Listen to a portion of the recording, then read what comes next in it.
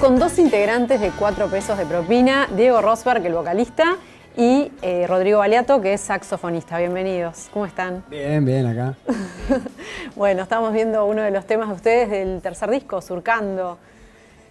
No hay tiempo. No hay tiempo.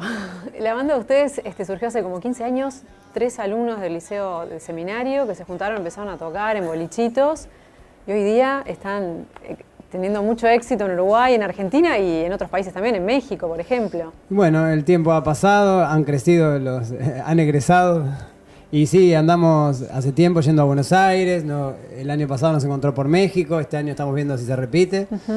Entonces sí, ha crecido y estamos muy contentos. En Argentina, en casi todo el interior del país también. Y bueno, en Uruguay también, por suerte, tuvimos siempre la suerte de viajar al interior. Así que de eso se trata. Andamos con 3 discos encima y con un 4º disco que es el DVD en vivo que grabamos en el Teatro de Verano el año pasado, que está por salir.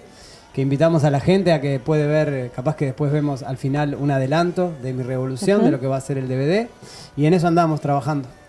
¿Cuántos son en la banda? Tocando somos 8 personas, pero en realidad hay un grupo grande de trabajo atrás que depende de las circunstancias, a veces se hace más grande inclusive, amigos que se acercan a trabajar circunstancialmente con eventos más grandes, por ejemplo en el Teatro de Verano, se amplió la familia muchísimo, pero si no después siempre hay manager, iluminadora, sonidista y gente trabajando en el escenario. ¿Y cómo fue la evolución? Porque pasamos de esto digamos, un grupo de colegio a una banda que empezó a tocar en lugares más under, que se vinculó mucho con la movida estudiantil. ¿Cómo fue esa evolución? ¿Cómo se hicieron amigos ese núcleo, digamos? Muchos de nosotros participábamos íbamos a facultades y eso y teníamos vínculo con FEU, por ejemplo. Eran estudiantes de distintas facultades. Estudiantes de distintas facultades. Y después la cercanía con las radios comunitarias fue como algo natural que se fue dando. A nosotros nos interesaba apoyar determinadas movidas que ellos planteaban y bueno, y a ellos les empezó a gustar que nosotros fuéramos y se empezó a gestar eso, de esa unión y bueno, se fueron tejiendo unas redes y participando de lugares. También para salir un poco del formato boliche, que es un lugar que está bueno porque la gente va muy copada al boliche y todo, pero tiene un entorno y va un determinado tipo de gente y no ampliás a un público que generalmente cuando tocas en la calle al aire libre va un montón de gente que no se acerca al boliche, que de repente aparece familia, niños y como eso está masivo, buenísimo. Tal vez. Sí, más amplio el público, sí, está bueno. Y luego el contacto con las radios comunitarias, con centros culturales, con todo eso, ¿les fue como marcando un perfil? O sea, un poco cómo se construyó 4 pesos de propina, ¿tiene que ver con los lugares donde fue tocando al principio? Sí, los lugares donde íbamos tocando era consecuencia de los seres que conformábamos el grupo, que conformamos, ¿no? Porque justamente como dice Rodrigo, nos gustaba tanto ir a un boliche a tocar de noche, pero nos gustaba apoyar determinada causa social, estar vinculado a los medios alternativos de comunicación. Entonces no fue que fue una estrategia ni nada, fue consecuencia de ideales, de formas de pensar, de cómo queríamos actuar en este presente en cuanto en lo social. Entonces eso fue la consecuencia y eso hizo quizá que se arme un público muy sólido porque bueno, el público que hoy en día nos ve es desde niños hasta grandes que dicen sí, yo te vi en el toque del sindicato tal y yo voy por la calle y gente del Zunca me grita aguante pirata porque hemos compartido muchas cosas con el Zunca, ellos nos han apoyado en toques como el Teatro de Verano. Entonces se ha dado siempre vínculos y al ser una banda independiente siempre tuvimos que tejer vínculos justamente. Apoyábamos a un sindicato de la gráfica y bueno, y después a la hora de hacer pegotines nos hacían pegotines gratis. Y eso fue siempre lo que nos ayudó a ir de manera independiente, que bueno, que tiene sus costos y nosotros invertíamos todo nuestro ingreso en eso. ¿Se definen también políticamente o no? ¿Simplemente tocan en lugares y tal? No, políticamente la definición está dada por, de repente, cada uno de los integrantes. Ni siquiera tenemos coincidencias exactas no es que en cada tengan, uno. digamos, No hay una cosa común. No. Hay puntos en común y puntos de contacto que por suerte se dan y si no sería imposible participar de un grupo juntos. Política partidaria no hay una definición y no nos interesa. Nos interesa sí fomentar determinadas cosas y participar de determinadas movidas como para apoyar determinadas cosas y no otras. ¿Cuál sería más o menos la filosofía así, del grupo? ¿Qué cosas los une? Y bueno, sobre todo a veces nos olvidamos porque nos enroscamos en muchas cosas y siempre volvemos a reflotar que nos une el amor por la música, ¿no? Después, bueno, cada uno tiene en este presente ganas de que este presente sea distinto en cuanto a que sea más justo, que sea más equitativo. Entonces, eso nos une también. Después hemos crecido. Vos nombrás 15 años y si bien el grupo, hasta que el grupo actual, hubo cambios y todo, pero ponele que en el 2004 se formó lo que fue el proyecto más sólido de decir, bueno, vamos a sacar un disco de manera independiente y pa. Entonces, ¿qué nos une? Nos une la vida en crecimiento, en tolerancia, hemos aprendido mucho de la dinámica en grupo, pero nos une las ganas de hacer música y por ende eso ponemos como por adelante y entonces vamos mejorando nuestro ser personal para poder vivir en comunidad haciendo música. Pero es la música la que tendría que estar cada vez más presente para que la música sabe más que nosotros, yo qué sé. ¿Y cómo es esa evolución en los discos? O sea, ¿cómo se traduce? ¿Cómo definirían cada uno de los discos? El primer disco es un disco que retomó trabajos hechos ya de cosas que veníamos tocando y cómo pasarlas a un disco, ¿no? De cosas en vivo a un disco. ¿Pero composiciones propias? Sí, siempre fueron composiciones propias. La mayoría son cosas de Diego. En el segundo fue un trabajo más bien de estudio, de cosas que no se habían tocado, inclusive llegamos al estudio no teniendo claro todo lo que íbamos a hacer. Y en el tercero fue un trabajo un poquito más profesional, digamos, donde se trabajó una maqueta inicial de ideas. Después se habló con Francisco Fattoruso, se le mostró ese material, a él le gustó trabajar con nosotros, trabajamos en eso, en la parte de producción con él, y después se grabó.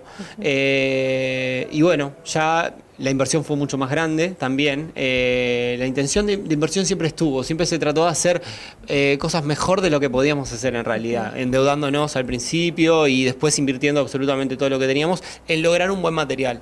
El último es un material que en definitiva logra como... La madurez, diría. Sí, llega a nivel compositivo y a nivel de realización también, porque es muy difícil a veces conseguir plasmar lo que uno quiere en un disco, a nivel de sonido, a nivel de técnica, se requieren muchas cosas, entonces en este caso sí, ahora al final, el último disco fue como un lugar donde realmente llegamos y estuvimos muy conformes con el resultado.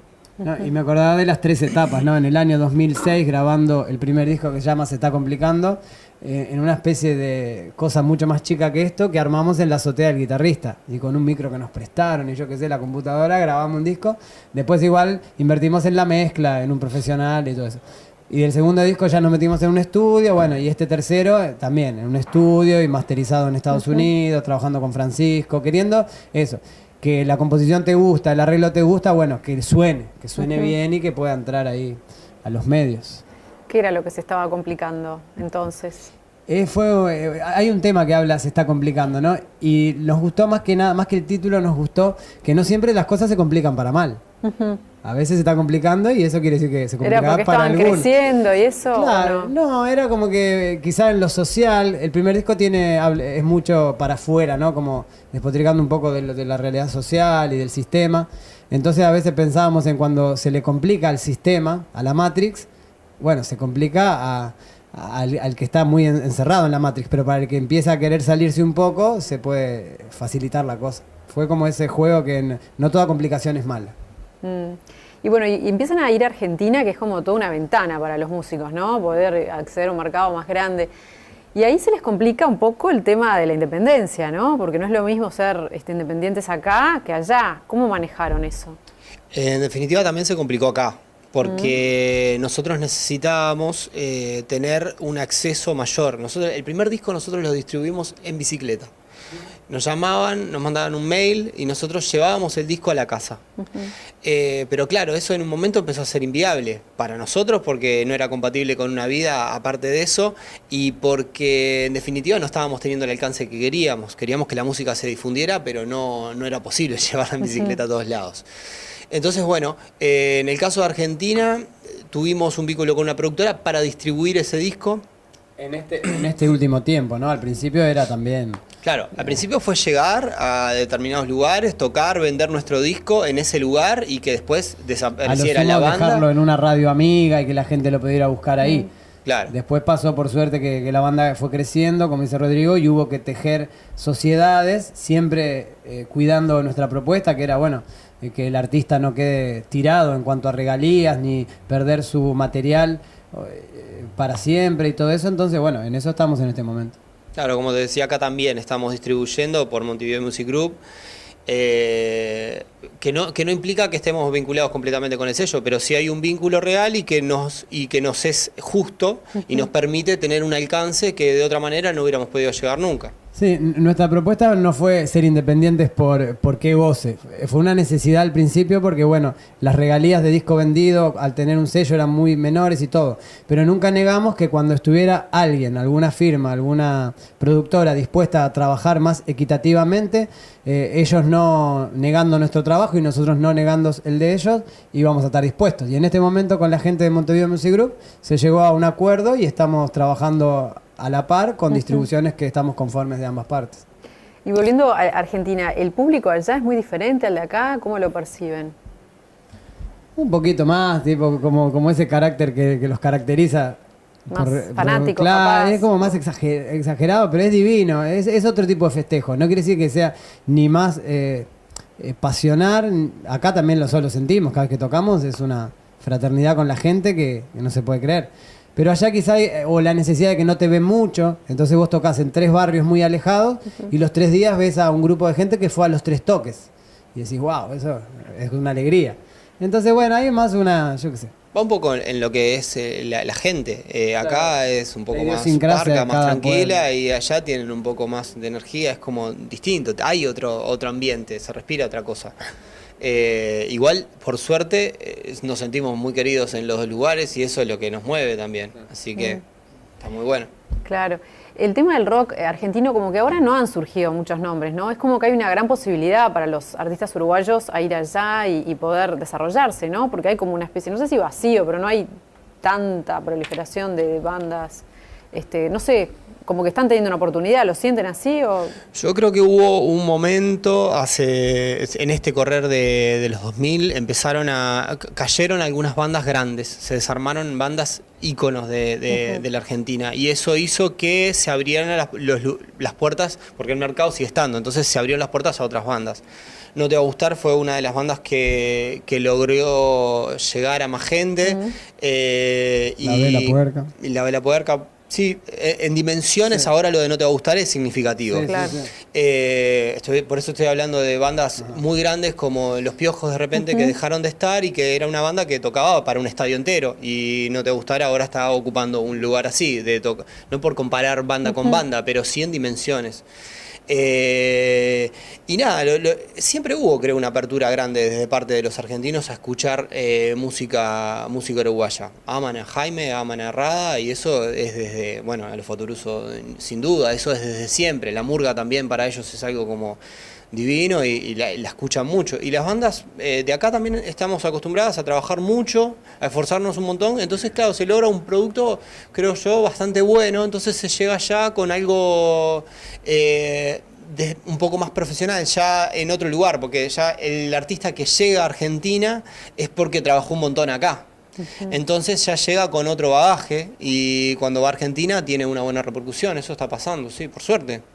Pero un poco es lo que creo yo también, lo que decís vos, que esto viene a dar una pincelada al gran abanico de rubros musicales argentinos y bueno, esto sin inventar nada viene con una particularidad que llama la atención y más el fervor de los argentinos que siempre les gusta seguir algo y se copan. Pero en nuestro caso no es como un fanatismo, hay de verdad una complicidad, la gente viene, te habla de las letras, de lo que yo pienso igual que ustedes, muchas gracias. Entonces viene por ahí la cosa, por ser cómplice en este viaje que es 4 pesos. ¿Cómo es la relación de ustedes con el interior de Uruguay? Y nosotros cada vez que vamos, y casi siempre, no siempre se va, en nuestro caso, por suerte, no siempre vamos, no esperamos que un boliche nos contrate. Siempre estamos o compartiendo algún festejo de una radio comunitaria o tal evento de la FEU en el interior, nos convocan. Entonces es una suerte poder ir porque a veces ir al interior del país muchas veces es más caro que ir a Buenos Aires un fin de semana. Ir a Salto, ir a Artigas es más caro que ir a Buenos Aires y tocar en 3 barrios. Entonces cada vez que podemos acceder hasta allá, estamos muy contentos. Y la gente te espera y te agradece. Oh, qué bueno, cuánto sé que no venían. Pero bueno, ese es el modo. Hoy la banda creció, para sonar mínimamente decente necesita un mínimo de sonido, que es un mínimo de dinero, el transporte, todo. Entonces se hace difícil. Cada vez que vamos, para nosotros es una fiesta. Y en este momento, ¿qué siente que son las dificultades, así, las cosas que tienen que sortear para poder seguir avanzando? Las internas, más que nada. Las internas del grupo. Claro, no, pero por una cuestión de eso, que en un momento era un promedio de 18 años, hoy en día el promedio es de 35, ponele. Son personas hechas y Son derechas. personas, hay hijos, igual la fuerza es la misma, pero muchas veces te encuentras con la vida personal, pero que Claro. eso sigue siendo igual. Por suerte hay unas compañeras que nos aguantan la cabeza total y vamos para adelante. A ver si puedes agregar un poco. Sigue los siendo buitres decían bastante, ¿no? Sí. Pelufo hablaba bastante de eso. Siguen siendo, creo que las decisiones, sobre todo de estar autogestionados, todavía sigue siendo hay que invertir y vos estás con la vida encima, yo qué sé. Pero va todo bien igual, el viento siempre nos encuentra bien. Siempre, por suerte, encontramos que viene creciendo, o sea, y eso nos motiva a seguir trabajando. Lo que me parece que es como significativo es que a veces hay cosas inciertas, o sea, uno no tiene certezas de generar determinadas cosas en tal lugar porque de esa manera voy a expandirme y puedo tocar más. Uno apuesta a que va a pasar determinadas cosas y vas a determinado lugar con intención de que esté bueno y que la gente le guste y que vuelva a ir, pero no es sencillo eso, no hay certezas de inversión, o sea, no es que esta vez agarramos, invertimos toda la plata que se saque en esto para ir a México. Mira, porque dijiste puedes México, perder. estamos viendo, la gente no lo ve, pero lo puede ver después en YouTube. Estamos viendo el video de México donde tocamos en una feria en la calle y hay un montón de mexicanos bailando. Y eso para nosotros también fue una sorpresa, porque vos invertiste, fuiste a México, lo juntamos con un festival en Estados Unidos, pero cuando llegamos a México y en el primer boliche había 100 personas que iban a ver a 4 pesos que cantaban los temas. Es como dice Rodrigo, que a veces vos vas siempre apostando y metiendo mucho esfuerzo, pero se van gestando cosas por debajo y por el costado que no sabés. Y de pronto te encuentran, che, hay que ir a México porque sí. Entonces la banda de nuevo apuesta a ir a México y va. Es O una, sea que- es una que- inversión enorme, dejás de hacer un montón de cosas. O sea, ir a México significa de repente no invertir en poder llegar a Argentina más veces, o sea, son opciones que uno toma. Sí, Y o, ese- o determinados, 3 toques no se van a cobrar porque, bueno, vamos arriba. ¿Y pueden vivir de la banda o no? no. De la Tienen sus banda, trabajos no, aparte. No, de todos la banda trabajamos no, aparte. todos tienen, casi todos dentro de la música tienen otros empleos. Yo soy docente de guitarra, Rodri toca en la banda municipal, otro es operador de radio de la universidad, otro compañero es productor, otro da clase de piano y tocan por todos lados. En ese plano andamos todos. Claro. Bueno, y ahora se viene la fiesta clandestina, que es la primera vez que se va a hacer acá en Uruguay. Cuéntame un poquito, porque esto se ha hecho en Argentina y en México. Argentina y Colombia. Ah, Colombia. Nosotros estuvimos trabajando bastante, fue uno de los primeros acercamientos que tuvimos a Argentina fue con ellos, fue con la fiesta clandestina. Estuvo genial, son unas fiestas que surgieron a partir de lo de Cromañón, post-Cromañón, donde un montón de lugares en Argentina fueron cancelados para tocar porque no estaban dadas las habilitaciones y todo ese tipo de cosas, pero en realidad ellos empezaron a generar, a buscar lugares para poder hacer una fiesta. En ese momento, en ese lugar, y después se hacía en otro lugar. Eso se fue ampliando, empezó a tener otras dimensiones y bueno, cada vez llevaron bandas más importantes. Nosotros compartimos espectáculos con Gogol Bordello, por ejemplo, que es una banda norteamericana con gente de todo el mundo, pero nada, que la inversión es muy grande para que vengan y entonces la fiesta tuvo otras dimensiones. Y ahora es la primera vez que la hacen acá en Uruguay. Es una mega fiesta. Sí, se buscó el espíritu de que la gente, más allá que va a ver al grupo que le gusta, también ve los carteles de fiesta clandestina y va para la fiesta. Porque sabe que es garantía de que hay más o menos un palo musical que es el mestizaje, bailable, que no solo queda la noche en el toque nocturno, sino que después hay unas performances. Entonces sigue la noche con el espíritu de la fiesta. Y eso es lo que se trata de traer a Montevideo. En este caso va a transcurrir en el Museo del Carnaval y se inaugura con 4 pesos de propina. ¿Y cómo se llama la banda telonera amiga que viene? La Ventolera. La Ventolera, que dice que hay... Es un grupo de vientos muy grande y cuerda de tambores. Está muy bueno. O Muy sea, bueno. van a vale estar la ustedes pena. dos, las Sí. dos Sí, bandas las que va a dos haber. bandas. El 22 de mayo, entonces, en el Museo del Carnaval. Sí. Bueno, el tiempo ha pasado, han crecido, han egresado Y sí, andamos hace tiempo yendo a Buenos Aires, el año pasado nos encontró por México, este año estamos viendo si se repite. Entonces sí, ha crecido y estamos muy contentos. En Argentina, en casi todo el interior del país también. Y bueno, en Uruguay también, por suerte, tuvimos siempre la suerte de viajar al interior, así que de eso se trata. Andamos con 3 discos encima y con un 4º disco que es el DVD en vivo que grabamos en el Teatro de Verano el año pasado, que está por salir, que invitamos a la gente a que puede ver, capaz que después vemos al final un adelanto de Mi Revolución, de lo que va a ser el DVD. Y en eso porque la gente va muy copada al boliche y todo, pero tiene un entorno y va a un determinado tipo de gente y no ampliás a un público que generalmente cuando tocas en la calle, al aire libre, va un montón de gente que no se acerca al boliche, que de repente aparece familia, niños, y como eso está masivo, buenísimo. tal vez. Sí, más amplio el público, sí, está bueno. Y luego el contacto con las radios comunitarias, con centros culturales, con todo eso, ¿les fue como marcando un perfil? O sea, un poco cómo se construyó 4 pesos de propina, ¿tiene que ver con los lugares donde fue tocando al principio? sí, los lugares donde... Lo inmenso de lo inmenso. Estamos con 2 integrantes de 4 pesos de propina, Diego Rosberg, el vocalista, y Rodrigo Baliato, que es saxofonista. Bienvenidos, ¿cómo están? Bien, acá. Bueno, estamos viendo uno de los temas de ustedes del tercer disco, Surcando. No hay tiempo. No hay tiempo. La banda de ustedes surgió hace como 15 años, 3 alumnos del liceo de seminario que se juntaron, empezaron a tocar en bolichitos y hoy día están teniendo mucho éxito en Uruguay, en Argentina y en otros países también, en México, por ejemplo. Ese núcleo, digamos. Muchos de nosotros participábamos íbamos a facultades y eso, y teníamos vínculo con FEU, por ejemplo. Eran estudiantes con, de distintas facultades. Estudiantes de distintas facultades.